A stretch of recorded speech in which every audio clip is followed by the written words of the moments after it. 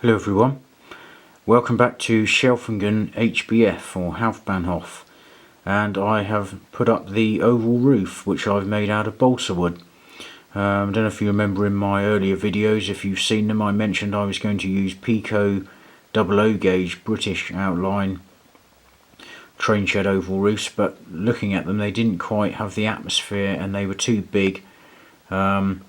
And they didn't look right, and I wouldn't have been able to fit them in, so I used balsa wood and I cut two end pieces, the front of the oval roof that you can see there and another at the rear, and then I basically used pieces of balsa wood for the roof, which are glued and tacked down with Pico track pins. When everything is dry, I am going to cut a access hatch into the top of the roof there, just so I can get my hand in for any derailed locos or clean the track.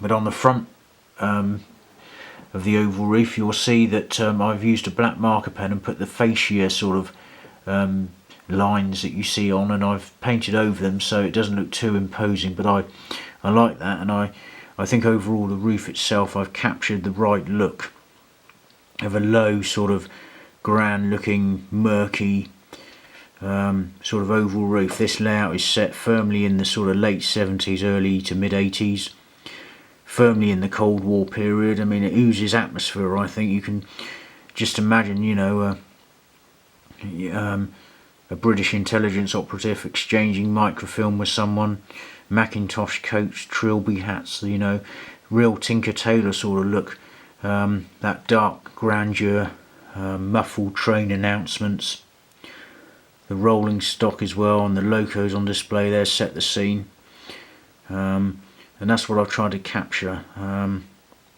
I think I've done it quite well.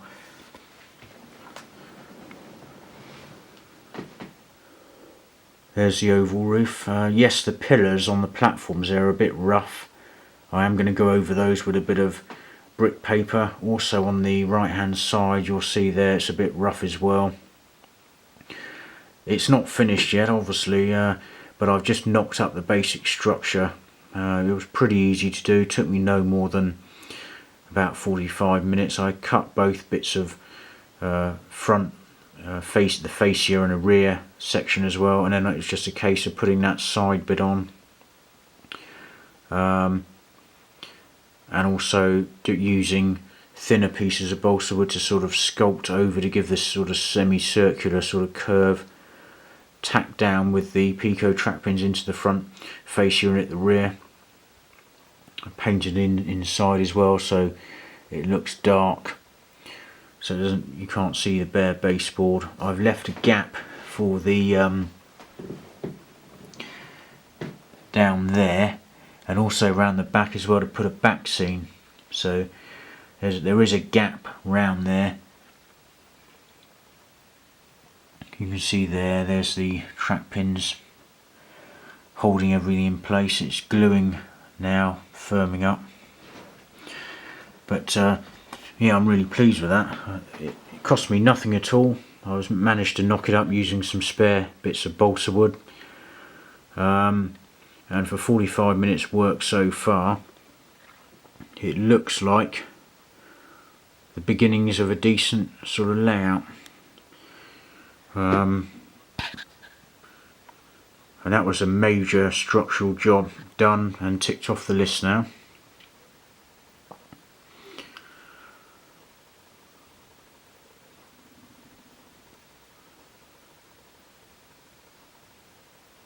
Yep, I'm happy with that. Once the access panel's cut in the top there, that will just give a, as I said, more access so I can get in and clean the track. But I think that looks okay, and I haven't done it too long either, so the in terms of rolling stock it's probably about 1.5 coaches are covered. I didn't want it too long down the platform because I want to be able to see the trains like that, you know, and have a bit of a nice run of the platforms all the way down, because it is a layout after all. I want to be able to see what I'm operating. I don't want a big cumbersome oval roof all the way down, because then, you know, it doesn't, as it looks at the moment, it looks nice because Obviously the trains are going to be taking out most of the platform, so you want to see them, and it's also for ease of access as well. So I think that looks pretty good. And it's easy to knock these up. I mean, you know, the way I do it, there is a method to my madness, and I just use my mind's eye. Yes, I did measure from side to side to make sure it would stretch across, but then after that I just use my mind's eye and I just cut. I size things up, get a marker pen out, mark it down, cut it out. The slats for the roof on top were already pre-cut and they fitted like a glove. They were absolutely brilliant. So those I didn't have to cut at all.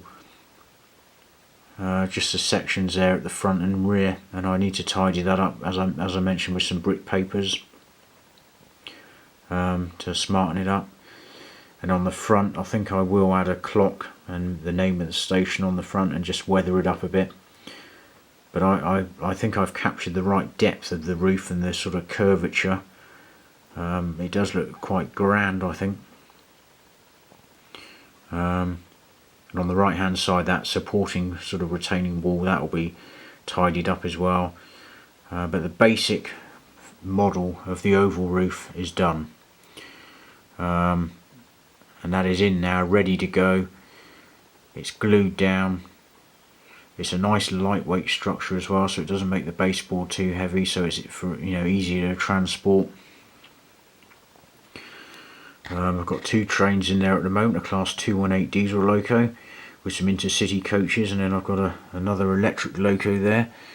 That one, both of these were picked up second hand. I think that's a class 110 electric with some classic express coaches. They were both picked up second hand, but they're really good runners, and this is the sort of rolling stock that would have appeared for the era. The ocean blue and beige livery I think came out in about 1980, so it's firmly in that sort of era, the time span that I'm modelling.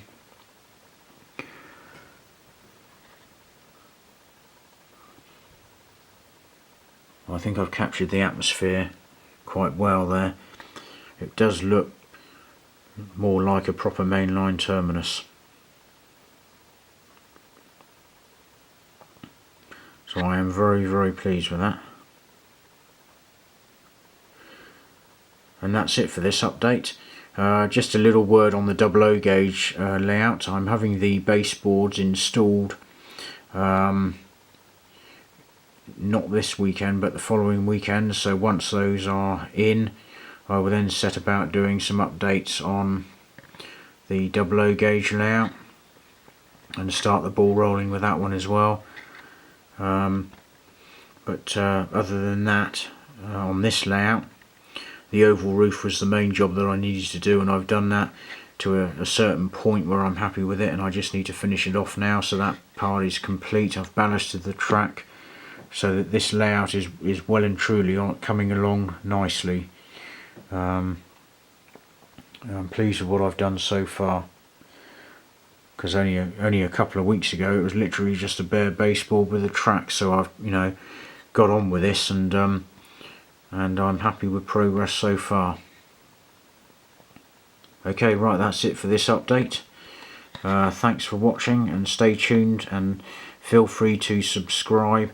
Thank you to Hornby Boy 1979 for subscribing to my channel, and that's it for this update. Thanks.